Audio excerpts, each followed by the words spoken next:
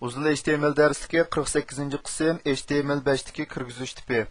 HTML5-dagi yangi kirgizish tiplaridan email, ya'ni ilxat adresi kirgizish, URL torbat adresi kirgizish, number, raqam kirgizish, range, ma'lum doiradagi qiymatni serial tizimlik orqali tanlash, date beakers, vaqt chizlar kirgizish, search, izlash ramkasi, color, rang qiymati qatorliqlar bor.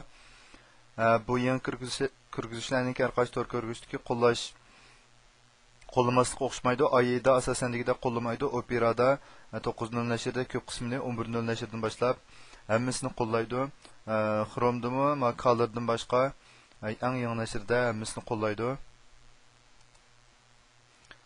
Biz misolga mana email kirgizishni qaraydigan bo'lsak, buniki asli kodda masalan input, tipi email deb plan bu yerda shu tipiga email deb tanlagandan keyin agar biz bu yerga bir qiymatni kirgizib yo'llashni bossak, bu yerda bizga email adresini to'g'ri kirgizing degan uchurni chiqarib berdi. Demak, biz buningga boshqa JavaScript kodlarini yoki boshqa hech qanday kod qo'shmay, buning faqat mush tipini email deb tanlasaqlar, bu yerda cho'qim biz bu yerda masalan uzdil@uzdil.com mahilalardagi email adresi to'g'ri bo'lgan namada email adresini kirgan vaqtimizda anonki yo'llashni qo'llaydigan bo'ldi.